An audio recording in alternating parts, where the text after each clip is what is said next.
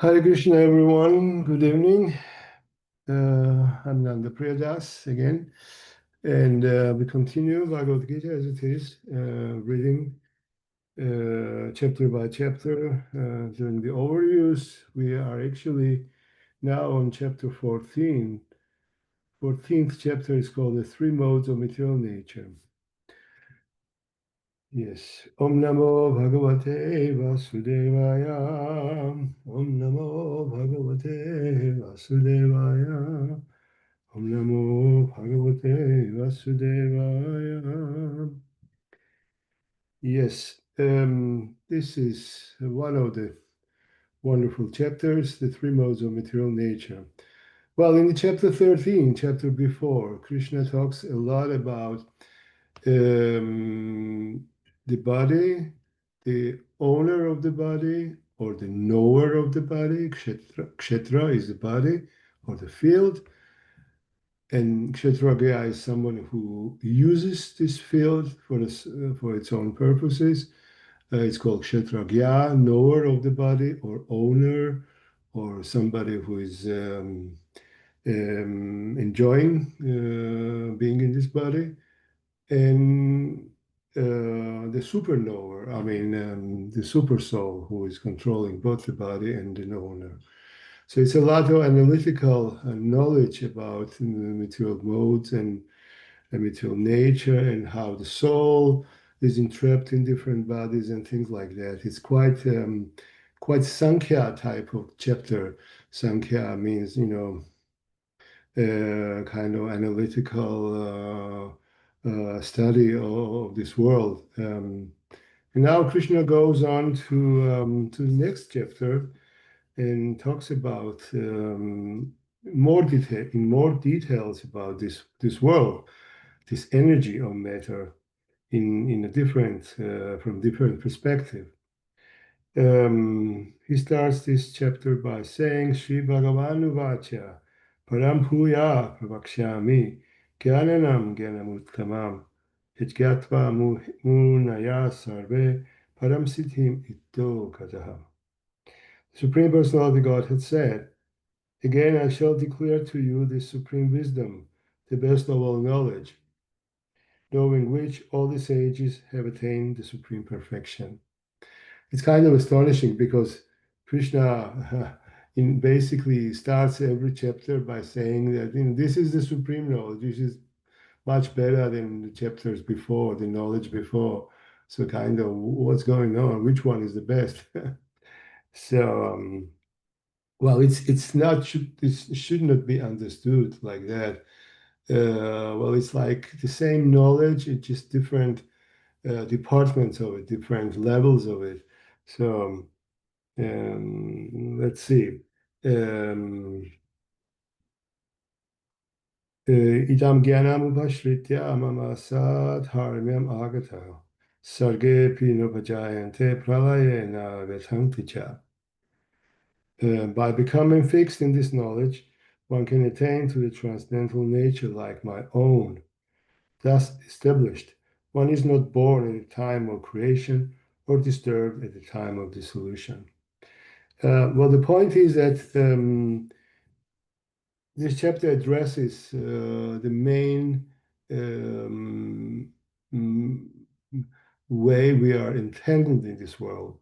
Because we are entangled, our knowledge is covered, our spiritual nature is lost or not revealed, and we are going through all kinds of sufferings. So by learning this chapter, we can learn how to transcend those influences of matter and become, go back to our spiritual position. And Krishna says here, one can attain to the transcendental nature like my own, which means that actually by quality we have the same nature as Krishna. We are blissful, we are eternal, we are full of knowledge. Well, full of knowledge doesn't mean we possess all the knowledge in this universe. In the universe, it means that, just like a glass is full of water, if the glass is full of water, doesn't mean that glass has all the water in the universe. It has just enough water. It cannot contain more water than it has. So in other words, we are full. We are full of knowledge. We are full of bliss. We are just satisfied. We are just totally happy. So it's very natural position for us. And being there, we don't have many questions. Are we happy or not? We are just so happy that, yeah, it's just very nice. This is the nature of Krishna and our nature as well. Um, then Krishna says, Mama Yonir Mahad Brahma Tasmin Garpham Tathamyaham Sambhava Sarvabhutanam Tato Bhavati Partha. A total material substance called Brahman is a source of birth, and it is that Brahman that I impregnate, making possible the birth of all living entities, all living beings, the son of Bharata. Well, this is an explanation of the world. Everything that takes place is due to the combination Kshetra and Kshetragya. So this is the very, in nutshell, the explanation how life is going on in this world. It needs material ingredients and material body, and then it needs a spiritual spark, the spiritual and the living entity, Kshetra and Kshetragya, the body and the spirit soul. So, in a bigger perspective, I mean, whole material substance, which is called Brahman, um, is the totality of matter, which Krishna impregnates, and Krishna is the soul of this world, and total material substance is like um, just like individual body and the knower of the body. So total matter and the supreme soul, Krishna. Well, Brahman means many things. Brahman can mean really many things, and matter sometimes is called Brahman as well because it's yeah. This is one of the meanings of Brahman. It's not only Brahma Jyoti. Brahman means, in Sanskrit, each word has so many different meanings. So you have to understand the word in its context. Each different context, it means different things.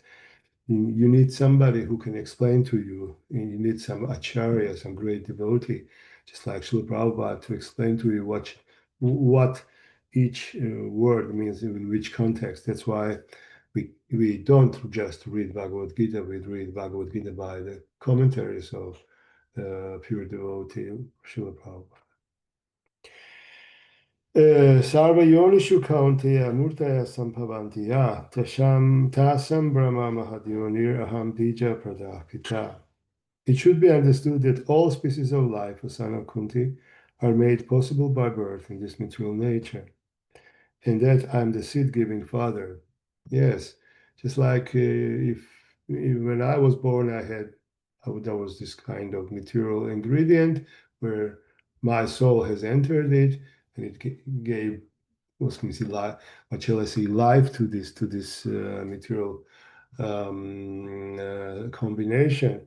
So Krishna is a seed-giving father, and he makes it possible that all the different species are born in this total material substance. I mean, we all these material bodies are just taken from the totality of matter. And it's like a total reservoir of matter. And Krishna is a seed-giving father, and Krishna impregnates it. So, Sattvam Rajastama iti guna prakriti sambhava nibandhanti mahabaho dehe dehinamavyayam. Material nature consists of three modes: goodness, passion, and ignorance. When the eternal living entity comes in contact with nature, Almighty Arjuna, he becomes conditioned by these modes. So eternal living entity, when it comes to this contact with this nature, it means that when it comes, yeah. Well, the problem is that living entity is spiritual. This is no problem, but the living entity is spiritual by nature and eternal. but it's we have limited power. That's why when we come in contact with material nature, we become conditioned. We become ruled by this energy. And this energy, material nature, consists of three modes: passion, goodness, and ignorance. So when we are in contact with spiritual nature, we are spiritual. We maintain our spiritual identity. But when we come in contact with material nature, then we are ruled by these modes of nature. So now we can see how, in different ways, we are ruled by these modes, three modes. So now Krishna explains how different mode manifests its influence upon us. Tattvam Sattvam Nirmalatvat Prakashakam Anamayam Sukha Sangena Bhatnati Jnana Sangena Chanakha. For sinless one, the mode of goodness, being purer than the others, is illuminating, and it frees one from all sinful reactions. Those situated in that mode become conditioned by sense of happiness and knowledge. Yes, mode of goodness seems to be pure goodness, well, pure mode, but it's still material. Um, it's not spiritual, actually. It is purer than the all two other modes, and it usually illuminates. It gives illumination, gives knowledge, gives some kind of light, and those who are in the mode of goodness, they are freed from sinful reactions because they don't commit many sinful acts. They know that smoking, meat eating, drinking, and things like that are not the proper activities. That's why they choose more pious activities, more pure activities. That's why they don't get so many karmic reactions. But the problem is that then you are in that mode, then you become attached to feeling happy in this world and to this knowledge which you possess. So you are conditioned by those modes. You are kind of captivated by those things, which is not your spiritual nature totally yet. So that's why you are in this under the material energies influence. The next one, Rajaguna. Rajo Ragatmakam Viti Trishna Sangha Samutpavam Tannibat Nati Kaunteya Karma Sangena Dehina. The mode of passion is born of unlimited desires and longings, a son of Kunti, and because of this, the embodied living entity is bound to material fruitive actions. So it's kind of chili mode. Chili, it's kind of pungent, very hot. Well, hot means that, lots of desires, longings. You want this, you want that. You are aspiring for things. I mean, desire is the motivating factor in the mode of passion. Passion is like warm, like red, you know, always striving for some results and things like that.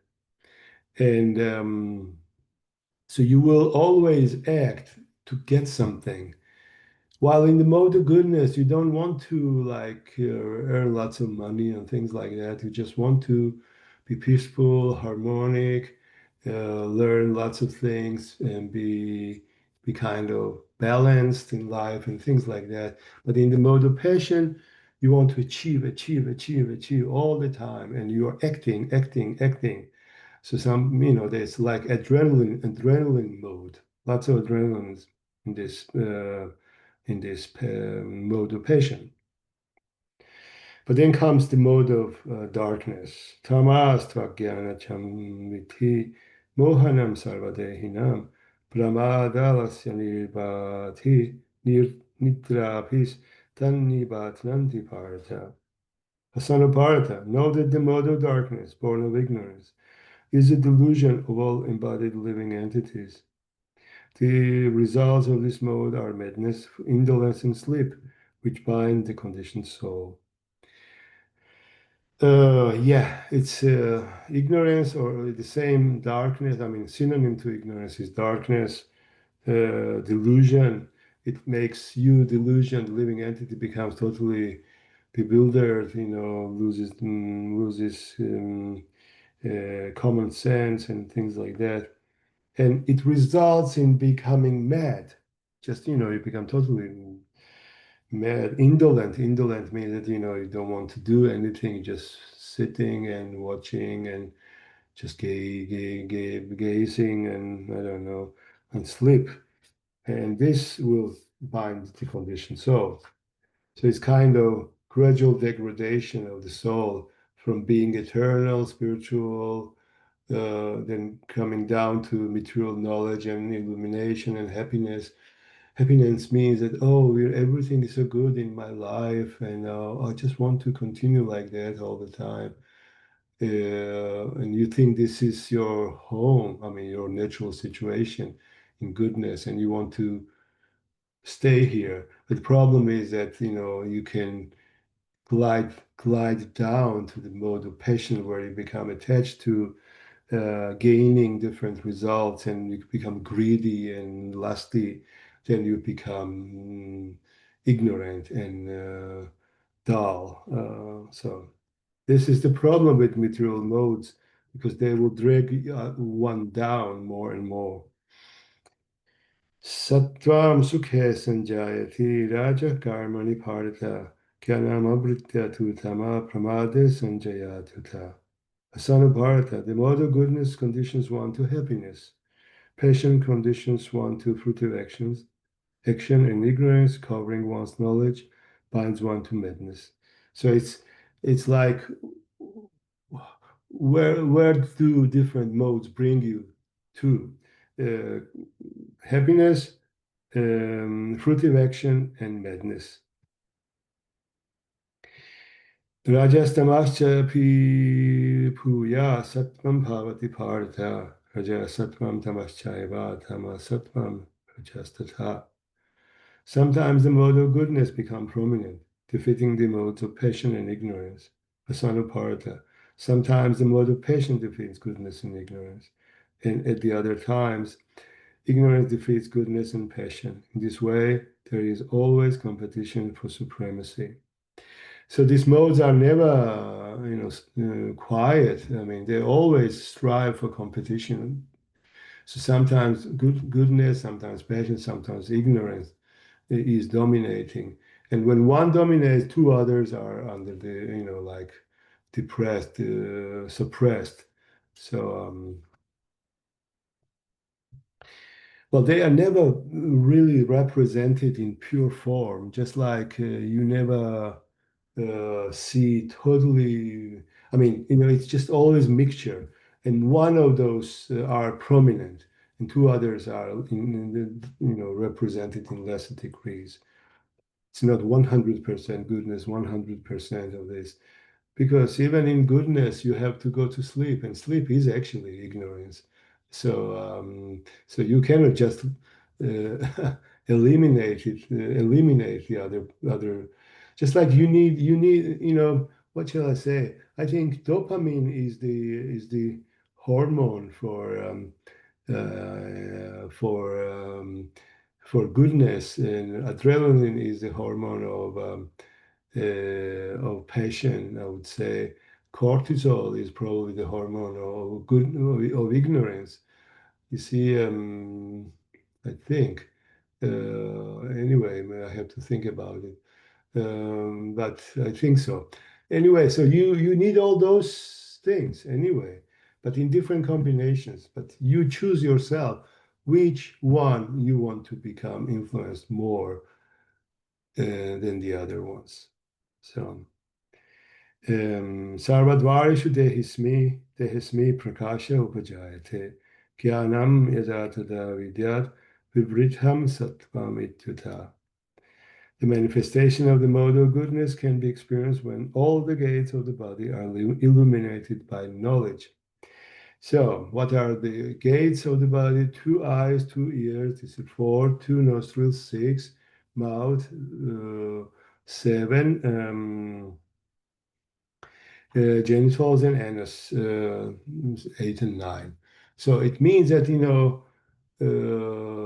yes, very nice example. All the gates are illuminated by knowledge. So in other words, you don't put some nonsense things in your mouth. You don't see nonsense things. You don't hear nonsense things. You're just um, doing some illumination all the time. Lobha pravriti arambha karmanam ashama spriha najasitani jayante vivrite paratarshapha. But chief of the Paratas, when there is an increase in the mode of passion, the symptoms of great attachment, fruitive activity, intense endeavor, and uncontrollable desire and hankering develop. So now the passion is more detailed, explained, because it has all kinds of different manifestations. The symptoms of passion are great attachment, fruitive activity. Fruitive means, you want you want something in return. You always want to. You don't do things just for charity. You just want to get things from your action. Get fruits. Enjoy the fruits. Intense endeavor. I mean, you do things very intensely, very with lots of power. You invest lots of energy in what you do. And uncontrollable desire. So just, you're just mad after wanting things and hankering. Ignorance is terrible.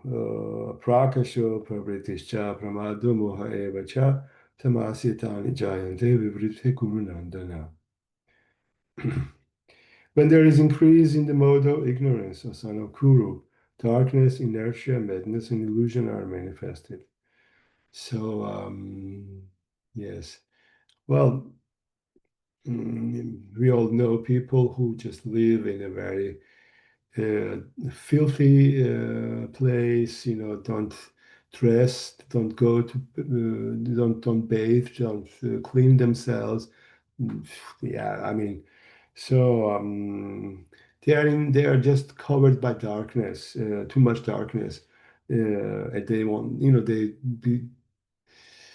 move around very slowly and they're mad and illusioned. Yes. Yada sattve pravrithetu pralayame atideva prit tadotama vidam lokan amalam pratipadyate. When one dies in the mode of, what happens now when you die in different modes? What is your destination? When one dies in the mode of goodness, he tends to the pure higher planets or the great sages. You see, these are really good goodness. What shall I say? Example. Um, this goodness doesn't mean just really a materialistic goodness. It means that you are brahmana, basically a good brahmana. So such a brahmana, when he dies, he goes to the place, to the planets where the great sages live.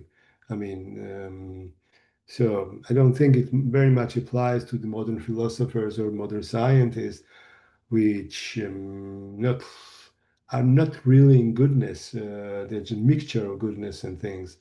Many of them like to smoke. Many of them like to drink, and I don't know, have bad habits too, or at least they are kind of atheistic, quite atheistic people. So I don't think they go to the great sages' planets, but um, because I don't think they are happy. They may be very intellectual, but doesn't mean that they are happy. So it's just, you cannot be a very materialistic person being goodness. Um, so anyway, if you go up to the real goodness, good material goodness, so you go up in higher planets where the higher elevated people are live. Rajasi pralayam gatva karma sangishu jayate tata pralinas tamasi uthayonishu jayate. When one dies in the mode of passion, he takes birth among those engaged in fruitive activities, and one dies in the mode of ignorance, he takes birth in the animal kingdom.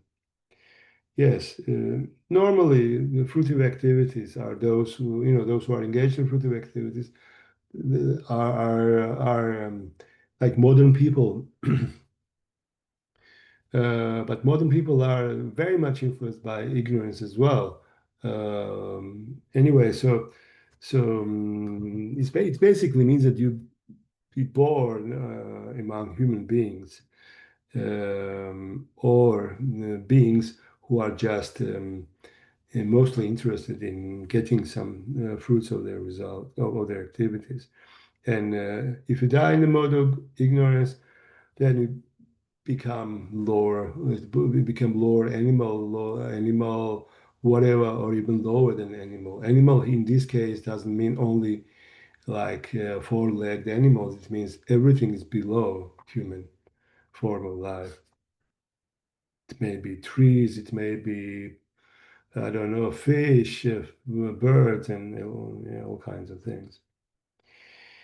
It's not only mammals, animals, it's all kinds of species um, below humans. So, karmana sukrita syahu satvikam nirmalam phalam rajasastu phalam dukam agyanam tamasa phalam. The result of pious action is pure and is said to be in the mode of goodness. But action done in the mode of passion results in misery, and action performed in the mode of ignorance results in foolishness. So these are different results you get from different modes. Uh, yeah, well, pious. If you do the pious action, pious activity, result of it is said to be belonging to the mode of goodness. Um, Well, if you do the activity in the mode of passion, then you suffer. You become miserable, um, and foolishness is the result of acting in the mode of ignorance. Sattva sanjayate jnanam rajaso lopha eva cha pramada moha tamaso bhavato jnanam eva cha. From the mode of goodness, the real knowledge develops. From the mode of passion, greed develops. And from the mode of ignorance develop foolishness, madness, and illusion. So if you cultivate the mode of goodness, then you become knowledgeable. If you cultivate the mode of passion, then you become very greedy. And ignorance gives you foolishness, madness, and illusion. So knowing all these things make you to think about making right choices in life. You know what I mean? So, so we can. That's why it says that in the man is the architect of of his own destiny. It means that if you choose to be in a certain mode of nature, then you will form your character accordingly. So it's up to you. You can change it. That's the point. I mean, you can change it even if you are influenced by lower modes. You can change it by adopting higher standards of action. So what happens now? Yeah, I mean, which way do they go? These different people. Urdhvam gachanti sattvastha madhye tishtanti rajasa Chakanya gunavrittistha atho gachanti tamasa. Those situated in the mode of goodness gradually go upward to the higher planets. That's why goodness is good, because it elevates you. Those in the mode of passion live on the earthly planets. Yeah, you stay here if you are very passionate, which is not so good. Those in the abominable mode of ignorance go down to the hellish world. That's the problem. You go down really low. So ignorance is terrible. Nanyam gunepya kartaram yada drashtanupashyanti gunepyascha param veti madbhavam sotikachati. When one properly sees that all the activities, when one properly sees that in all activities, no other performer is at work than these modes of nature, and he knows the Supreme Lord, who is transcendental to all these modes. He attains my spiritual nature. See, how to attain spiritual nature? Krishna. Krishna himself says, when you know whatever you do, actually you don't do it. You are not those modes. You are not this body. This body is a combination of three modes, and only they interact, or only they do. You sit here and you give kind of motivation to what has to happen.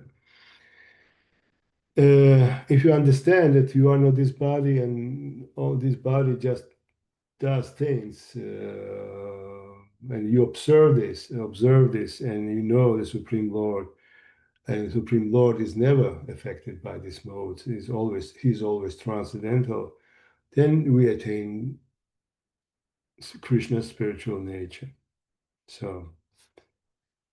that's why this chapter is so nice. Gunanetana titya trindehi deha samutpavan janma mrityu jara dukkha vimukto amritamashmate. When the embodied being is able to transcend these three modes associated with the material body, he can become free from birth, death, old age, and their distresses, and can enjoy nectar even in this life. Yes, it's possible to be in this life, happy in this life, even though the material body can go through all kinds of problems. Still, you can be transcendental to all these things uh, by following this instruction from this verse. I mean, um, so liberate. It means liberation. Basic liberation doesn't mean you die. You have to give up the body. No, you have to give up the identification with the body. Pure devotees, they are using this body just to for the purpose of preaching or purpose of serving Krishna. So they don't give up the bodies. They don't need to do that because they are liberated anyway. So because they are not under the influence of these modes. Now the question about Arjuna. Arjuna Vacha Kailingastri Gunanetan Atito Bhavati Prabhu Kimachara Katang Chaitams Tringunan Adivartate. Arjuna inquired, O my dear Lord, by which symptoms is one known who is transcendental to these three modes? What is his behavior, and how does he transcend the modes of nature? So Arjuna wants to know how to recognize one who is transcendental to the modes, what he does, how he acts, and how he transcends the modes of nature. Sri Bhagavanu Vacha Prakasham cha pravrittim cha mohameva cha pandava advesti sampravrittani na nivrittani kakshati udasina vadasino gunar yona vichalyate guna avartanta itevam yovatishthati ningate samadukha sukha svastha samaloshtasmaganchana tulya priya priyo dhiras tulya nindatma samstuti Anapamanayos tulyo mitrari pakshayo svarvarampa parityagi kunatitasa uchete. The Supreme Personality of God has said, Osama Pandu, he who doesn't hate illumination, attachment, and delusion when they are present or long for them when they disappear, who is unwavering and undisturbed through all these reactions of the material qualities, remaining neutral and transcendental, knowing that the modes alone are active, who is situated in the self and regards alike happiness and distress, who looks upon a lump of earth, a stone, and a piece of gold with an equal eye, who is equal toward the desirable and undesirable, who is steady, situated equally well in praise and blame, honor and dishonor, who treats alike both friend and enemy, and who has renounced all material activities, such a person is said to have transcended the modes of nature. Well, all these wonderful qualities, which are symptoms of being transcendental to these modes. So you can think about all those So they are, we can develop those qualities even in this life. But how can we do that? Mamchayo vyapicharena bhakti yogana sevate sagunan samatitaitan brahma phuyaya kalpate. One who engages in full devotional service, unfailing in all circumstances, at once transcends the modes of material nature and thus comes to the level of Brahman.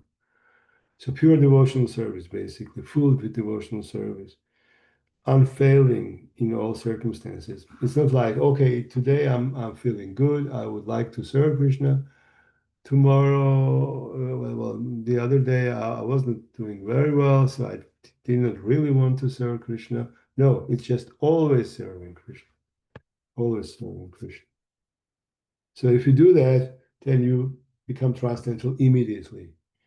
So Bhakti Yoga is so powerful. Bhakti Yoga is the only way you can transcend the modes. And you can do it just immediately. And you can come to the level of Brahman. Brahman is, in this case, Brahman doesn't mean matter. It means spiritual energy. So in Brahman, everything is blissful and full of knowledge, illumination, eternal. This is how we can come to the platform of Brahman. Well, some people say this Brahman is the supreme. Is this Brahman is just the light, white light, effulgence, whatever, and we are all Brahman. We are just part of this, and we are. There is no distinction in Brahman. Everyone is the same, and I'm Brahman, you are Brahman, and I'm Narayan, you're Narayan. All this nonsense. See now, what Krishna says now at the end of this chapter, the last verse. Pramano hi pratishta aham, pratishta aham, he says, aham, I. Amritavyasya, amritasya vyayasya cha, shashvatasya cha dharmasya, sukhasya gantigasya cha.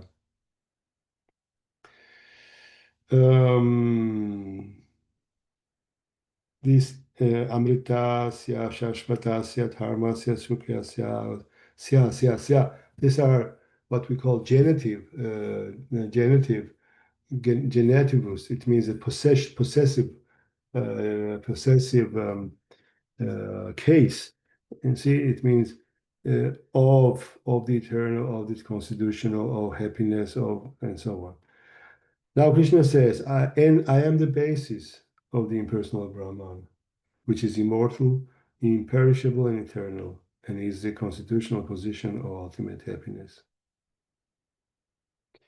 So Krishna says that yes, you come to the level of Brahman, but actually Brahman, I'm the source of it.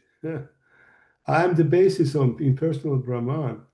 It's the effulgence of my body, in my own self. These are the rays of myself. My personality, my person is superior to Brahman. It's the source of it. And it's the constitutional position of ultimate happiness, he says. Yes. This is this is a source of happiness. If you want to be happy, you have to get out from the influence of the three modes and become established in the Brahman by doing full bhakti yoga, devotional service. Hare Krishna. Thank you for your attention. Any questions? Any comments?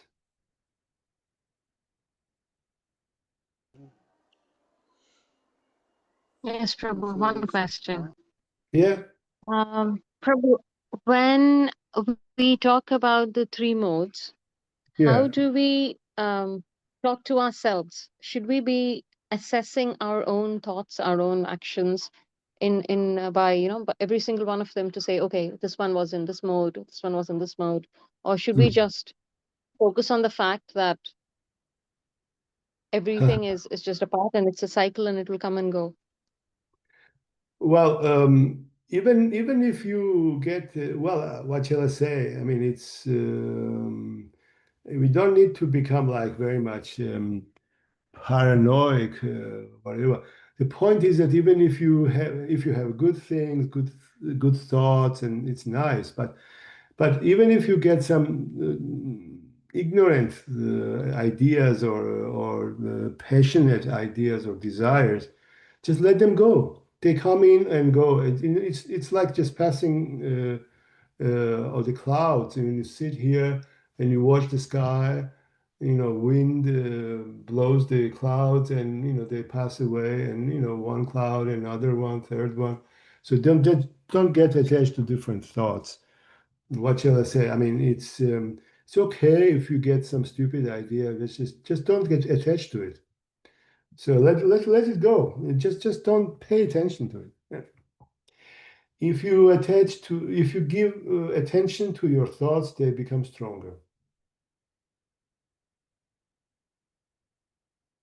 I don't know if that answers it. It does answer my question, but then that leads to another part of the question. Yeah, okay. Sometimes we can be overthinkers. We think about one situation more than we really need to. Yeah, probably. And so, again, like you said, just let it go, or does that require some intervention then? Yeah, well, it doesn't mean that we don't have to think and we don't have to reason. We when it's necessary. Sometimes it's not necessary. Sometimes we have to just be. Um, but we have to. Sometimes we have to think about things. Of course, I mean that we have to do. But it was just an example. If sometimes, for example, well, if you see something which is forbidden, and oh, you may get desire to get it. So you know, just let it pass. I mean, don't get attached to it. That was just an example, but doesn't mean we don't have to think. But um, we have to also make life simple. We don't need to think too much. If we are, what shall I say? Um, Sometimes we are thinking too much because we are worried, and we are like concerned, and it just kind of useless to think, because it's just our anxiety basically. It's not like logical thoughts. So it's better to surrender to Krishna. The best is to think of Krishna always. When I get up,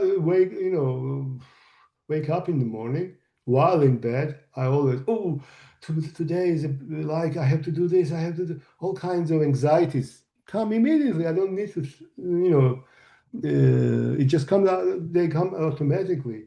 But I always think, okay, well, why don't you think about of Krishna instead? Because right now in the bed, I don't need to think about all these things. I have to remember Krishna, then I get up, and then I act when it's time to act. And I do the proper things because I get inspiration, right inspiration from Krishna. So we have to also make our life simple. Not We don't need to make it complicated. I don't know. It's so many aspects. I mean, but always taking shelter in Krishna is really good. Is the best. I mean, Thank you. you're welcome. Thank you, Nanda Prabhu. And Thank you, Master. everyone. I And think it's too late for you now. if there is more questions, please. If not, we can stop there Yes. and continue in Monday. Yes, Monday we do the next one. Yeah. I don't Tisha, know. Tisha has a question actually. Oh, okay. You do. Okay, please. Sorry, Prabhu, but can I ask a question? Oh, yeah, sure. Okay, so how to determine, like, are the gunas external forces that are influencing us, or are they intrinsic part of our own nature? Well, our own nature is a pure nature, but everything what we have here is actually a combination of our desires and influence of the gunas. So they are actually external influences. when we wake up into our own nature, we understand that we are totally different from all all the thoughts we had before, all the ideas, perceptions, and conceptions, and yeah, yes, they are the result. I mean, product of the influence of the gunas. Yeah, through many lifetimes.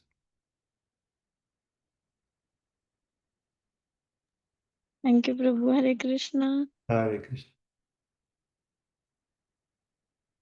Okay. Okay then. Thank you then, and see you yeah next week. Hare Krishna. Yeah. Hare Haribol. Krishna. Thank you Haribol. Hare Krishna. everyone for attendance. Haribol. Hare Krishna. Hare Krishna. Hare Krishna.